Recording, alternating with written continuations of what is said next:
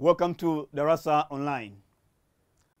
Today, I'll be taking you through in this particular subject, which is English Language 2.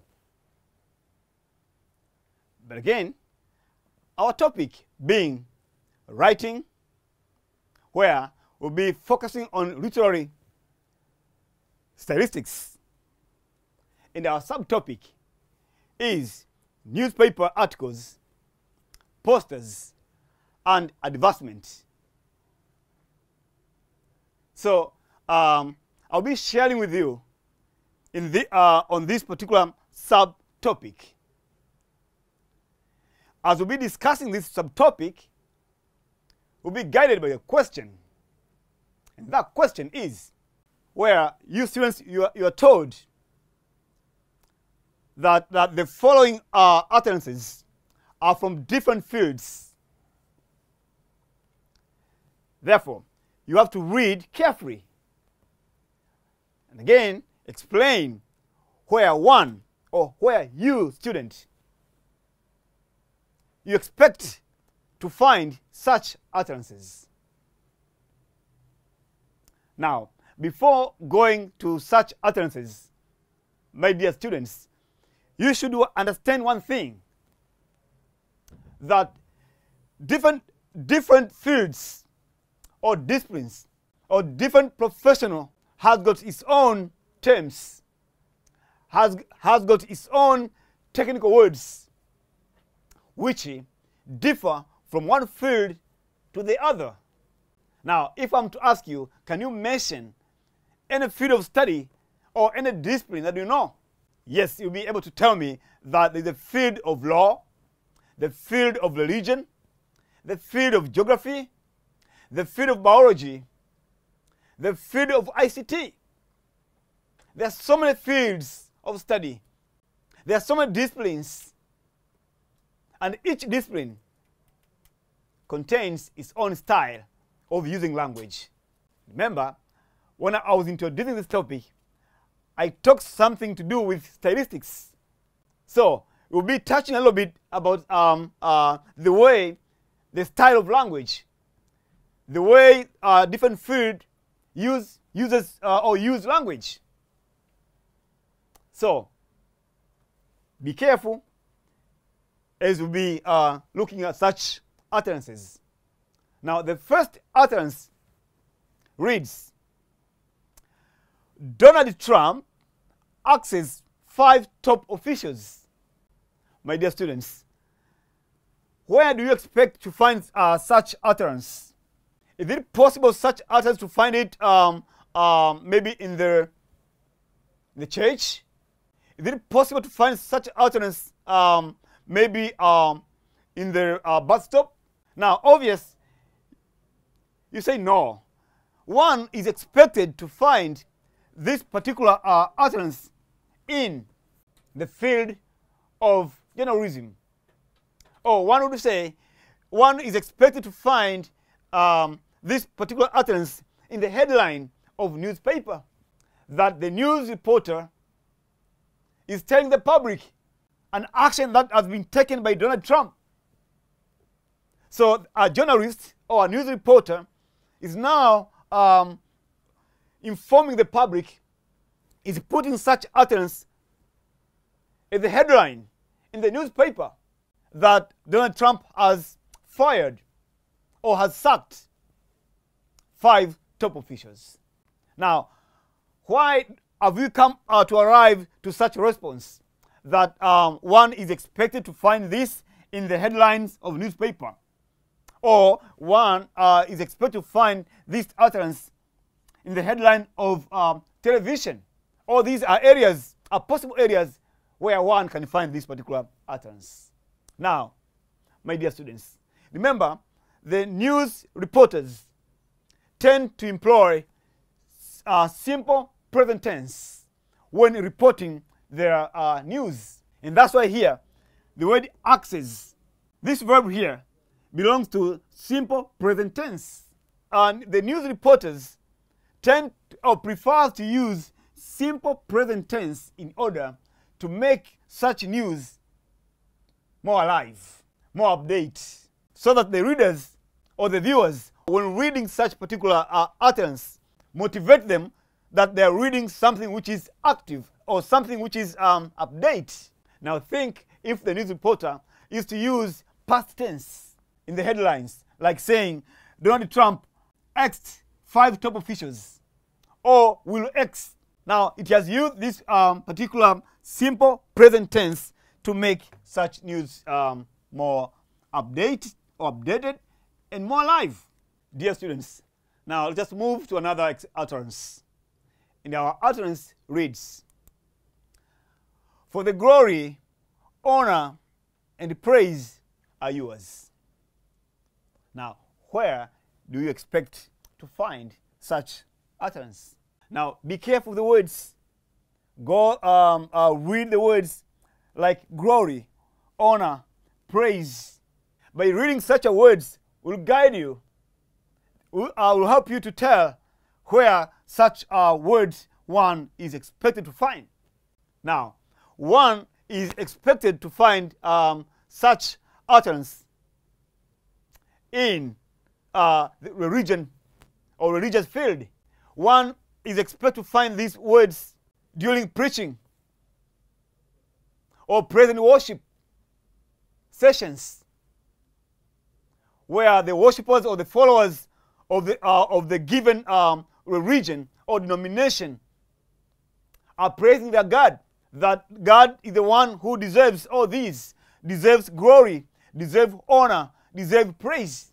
So with such words, a said area, one is capable to tell. Such a words is very hard to find them maybe in the biology book or in the geography book. If one is to find such a word in biology or in geography, that would be so weird, unless maybe one is quoting. But again, these such a words or such utterances are pretty much found in religion. Dear students, let us move to another utterance. Here we come. The author portrays corrupt leaders in African societies. Now, before giving a response, now think of the words used in the given utterance. Think of the word author. Think of the word portrays.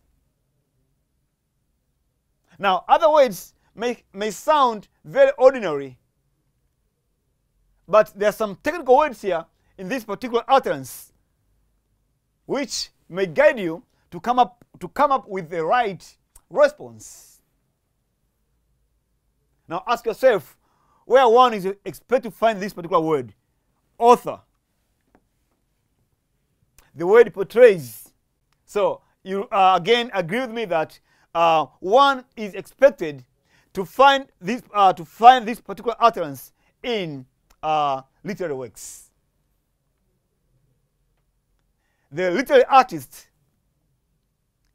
have their own technical terms, their own jargons. If one is to write here instead of author, if one is to write the word writer, this word writer here is very common, it's very ordinary. But the literary artists, they call author as the person who writes novels or composes novels or short story. So with the presence of this word now guides you to tell that the place where one expects to hear such utterance is in a literary work. Let us move to another expression or utterance. Now here we go. Your Majesty, my client denies all the accusations made against him. As said earlier, my dear students, that the correct response, you'll be able to tell the correct response by going through the words used in that particular utterance. Now here, look at the word majesty, where one is expected to find such a word majesty. Now look at this phrase, my my client denies all the accusations. Look at this phrase. My client denies all the accusations. Now, you agree with me that a person is expected to find this particular utterance in the court of law or in the field of law. And these words might be given out by an advocate. He's telling the judge or the magistrate that his client denies all the accusations. Or it's a special way of addressing a judge by using such a title, Your Majesty. They might use the word Your Lordship. Again, they may use Your Excellence. All these are the formal way of addressing the judge. So obvious, one is expected to find this particular utterance at the court of law. So let's just move again, my dear students, to another expression. Here we come. Moses cleared the ball away from the goal. My dear students, the same formula. Look at the words. The word goal. Moses is just a name of a person. But this Moses cleared the ball away from the goal. Now, where do we expect? I know for the soccer fans, you will quickly tell this particular utterance where one can find this particular utterance. So I believe you agree with me that one expects to find this particular utterance in soccer field or in the sports arena, where the commentator is commenting about the soccer match which is going on. So the commentator may be on the field live doing his job, seeing Moses clearing the ball away from the goal. The commentators tend to use the so-called spontaneous language because the commentator is on the field commenting acts or the situation going on in the field. So, my dear students, let's just move again to another utterance. Here are the other utterances.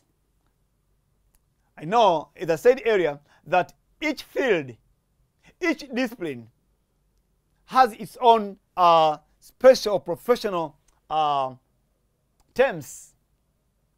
Now, look at this one. Don't ask for a car, ask for a Porsche car. Now, again, look at this word, don't ask for a car, ask for a Porsche car. Where one can come across with this particular utterance. Again, you agree with me that a person, one is expected to find this in adverts or advertisement. One is expected to find this in the newspaper or on the television. One is advertising the car. Now is convincing the client that they should stop asking themselves about a car. They should always think of buying or owning a Porsche car, which is very expensive, very comfortable, luxurious car, my dear students. So one is expected to find this language in advertisement, where this product, a Porsche car, is being advertised, that people, the public, should go and buy such car and not other cars. So it's convincing the public.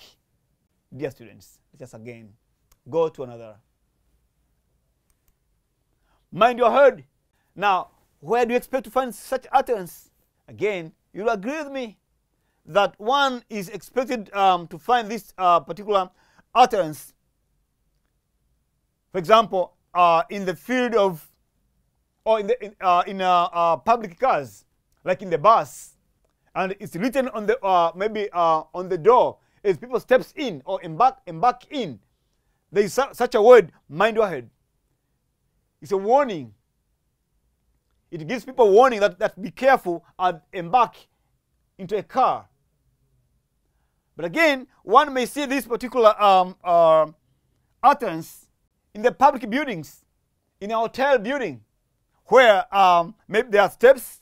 So it warns the people, especially those who are tall enough, that they may hit their head. So there's a warning somewhere there written, mind your head. Look here, my dear students. Belt on. Again, one may see this in the means of transport. People are being warned or are being reminded that whenever you embark into a car, you have to put a belt on. Or maybe in the flight, the cabin crew is reminding the passengers in the flight that they should put on the belt. That before, or the driver has to put on the belt before starting driving. Now back to you. Have you ever seen this particular utterance? Obviously, yes. Dear students, here again is our expression, take beaker. It starts with take beaker, add water, add 1 drop of sulfuric acid, shake, and then observe. Where do you expect to find such particular utterance? Where it starts by commanding. It starts by commanding verbs like take, add, shake, observe. Where do you expect to find that particular? Now, you'll be able again to tell that one is expected to find this particular utterance in the lab or laboratory, where the lab technician or attendant is giving an instruction to the students. Maybe they're about to perform. Now for them to perform such experiment, they have to undergo some steps, some procedures. Now here are the procedures. That the first procedure is take a beaker, add water, add 1 drop of sulfuric acid, shake, and then observe. So it's pure instructional kind of language, where it is expected to be found in laboratory. I believe when you are in Form 3 or in Form 2 something, you heard such a language from a lab or from a chemistry teacher or biology teacher instructing you on how to perform something by steps. My dear students, let us now go to our second question. Before going to our second question, let us have a short break. Then we'll come back. Stay tuned. Dear students, welcome back to our second session. Now, our question reads, describe graphological features of language of advertisement. Use 5 points. Now, my students, the word describe should be well understood. To describe means giving details on how something looks like. That you are giving features that explains how something looks like. But again, you should be very careful. We should also understand the word graphology or graphological features. Now, leave alone the word features. Think of graphology or graphological. Remember, markers of style. And I believe you have studied all those styles or mark of style. Mark of style with your teachers. So leave alone other markers of styles. Now, confine yourself to this particular style or marker. Now, with the word graphological or graphology, is the way something is written or presented. Let me come back. I'm saying the word graphology means the way something is being presented or something is being written or printed. Now, there are so many ways of writing things. There are so many ways of printing some things. Now, here you are asked to tell about graphological features in the field of advertisement and not otherwise. So again, continue confining yourself to this particular field of advertisement and not otherwise. Remember, each field, each discipline has its own style of writing or printing, which is different from the way other styles, let's say the field of advertisement, the way its graphological is different from the field of biology, the field of geography, the field of mathematics. Now, if I'm to ask you, what are the graphological features? I believe you will be able to tell. So the question, just want you to use only 5 points. Now, before going to the description, let us look at this particular advert. It's a Global Education Link Limited, an agency of overseas education. Back to the question. It says, describe the graphological features of language of advertisement. And here is our advert. It's a Global Education Link Limited, an agency of overseas education. Now, describe this advert, my dear students. Look at the way this advert has been written. Look at the words. Look at the way the words have been designed. Look one letter after the other. Look at the letter G. Then comes to the next. Then look at the letter O. Then comes to B, A, and L. Now, is it the same way, the same as doing like this? It's obvious no. The way this particular advert has been written is quite different from this particular, the way have been scribbled here. Now, look at the colors in these particular adverts. Look at the boarding. The words have been bordered. The letters are so thick. Thick ink has been used to make this word or letters appear more clearer. But again, this particular word or adverts, it has some different colors. Look at this color here and this one here.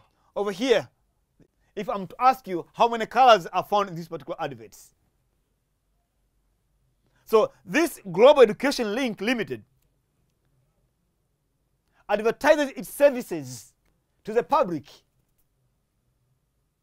It wants the public to use this particular link or to use this particular frame to access overseas education. But the way it appears, or graphologically, it has used capital letters. It has used colors. The letters are bordered. Look at the picture of the world or earth in this particular O. It has been used technically. It has used abbreviation. The word limited. The word GEL. All these tells the way something is being printed or something is being written It's all about graphology. Each style of writing, my dear students, has got its own reason. So as you come across with different adverts, the printed ones, be able to think that why did they decide to put the capital letters? Why did they decide to bold the letters are bordered? Why did they use different colors? Why did they use these abbreviations or acronyms? There's a use of acronyms here. EGL and the word LTD, limited. That's all about graphology. The way something is being written or printed. It's all about graphology. My dear students, just again, look another picture. Look at the word global education link. Now it advertises the services that it offers. And here is a career which is being advertised. That people or the clients should opt for this career. Now, look at the capital letters which have been used in this particular adverts. Look at the colors. If I'm to ask you how many colors you found in these particular adverts, you'll be able to tell. The use of picture of a human being. Now, each style or each technique used in this particular advert has a reason, has a purpose. And don't take for granted. The one who prepares these particular adverts wants to capture the eyes of the viewers. If the heading here or the heading here would have been written in a small letter, people won't be able to look at it or to view. But again, the heading is in capital letter. It has colors, or it has been colored, and not a single color. There are about 2 different colors. The word career, right here, it is in capital letters, and it has been colored. But again, it is bordered. All these have been done, have been performed with a reason. Subheading, it says in health cardiovascular technology. Again, comes to the picture of a heart. And down here, it tells, for more information, you may visit this page, Facebook page, Instagram page, Twitter. Again, you may call this particular number for further information about this career. Now, my dear students, having seen the 2 pictures here, the first one, this one, and the next one right here. Now, back to the question. It says now, describe the graphological features of the language of advertisement. Just use only 5 points. So these are our adverts, which are graphologically printed, which again, it has pictures, a picture of a human being, a picture of a heart. It has capital letters. It has used colors, different colors. It has some subheading or headline. It is bordered, etc. Now, describe graphologically now. So you'll be able now to tell that these particular graphological features of language of advertisements includes, it has heading or headline or headings, and normally the heading is written in capital letters, as you have seen in the 2 pictures or in the 2 adverts. But again, boarding, it's been described by having this by being bordered. The letters are thick, have been bordered. Why boarding? In order to capture the eyes of the viewers or the eyes of the public. But again, capitalization, colors. Students, you have seen different colors used in such adverts. I've displayed for you, or I displayed in some few minutes back. But again, capitalization. Look at those letters. The headline were capitalized. But again, use of pictures, in sometimes diagrams, in some cases even graphs, they're being used. The pictures also captures your eyes. Again, the paragraphs, they are so clear. The language of adverts or advertisement tends to use very clear paragraphs. And the paragraphs are very short, like 2 or 3 lines. My dear students, remember, an advert must be very short. A long advert or advertisement bores the public. People need very few information about your service. People need few words to tell about your product or your service you are offering. Don't pump as you prepare your adverts or your advertisement. Don't pump people with so much information. People are in a hurry. They just need only a few information. Very brief one, very short.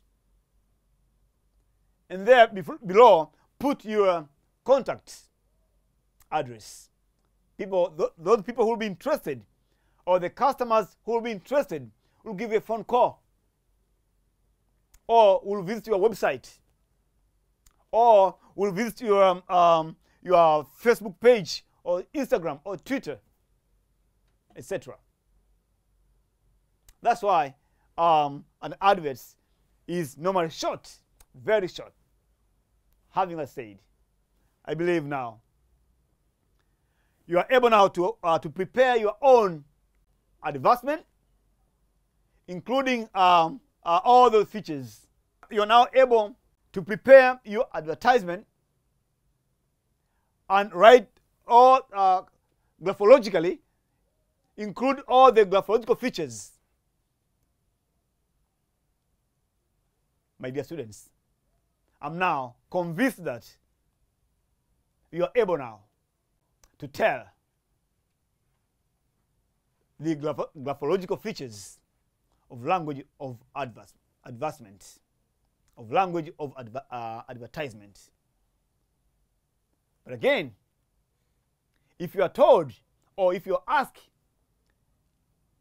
to prepare your own advertisement or prepare your own adverts telling people about your service you're offering. Let's say you are owning a school. So you're told now to prepare an advertisement to tell the public the subjects that we are teaching or the services we are offering, and convincing customers to come to your school. Now you are told to prepare your advertisement. Now, graphologically, how are you going to do that? So, be now ready to come across with such a question, to prepare your own adverts, including all those graphological features, like headings, bolding, use of colors, use of capital letters or capitalization, use of pictures or diagrams or graphs, use of clear paragraphs, etc. Use of acronyms, like the one we have seen from this one, Global Education Link Limited. Now you can ask yourself why this word has been shortened. Now this is very common The use of abbreviation in language of advancement is very common. It saves space. By saving space now, it uses again very few words to avoid boredom to the public. If such a word would be written like education link limited, that would be very long. So the one who composed this has made this very much short. Dear students, let us continue with our subject. Here is will be your assignment. Go and study about other markers of style. For example, remember we were dealing with graphological features. Now, the question may come into different phases, or may be asked in a different way. You may be told to describe the syntactical features of language of advancement. This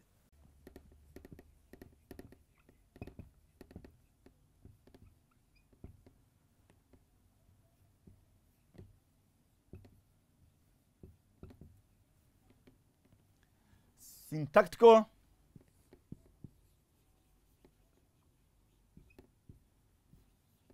features of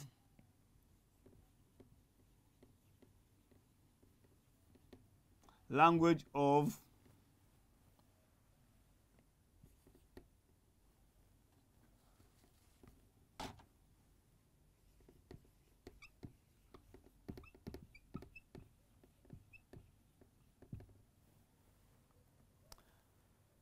my dear students. Now, here is your question, of which you may do it at your own pace. That describe the syntactical features of language of advancement. Now, you should be very clear with this particular word, syntactical. In some books, they prefer to use grammatical.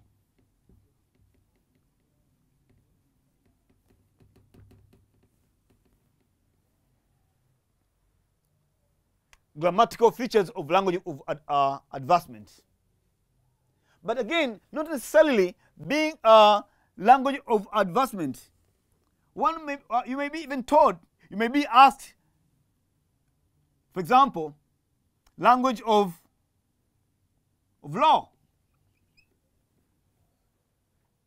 or religious language,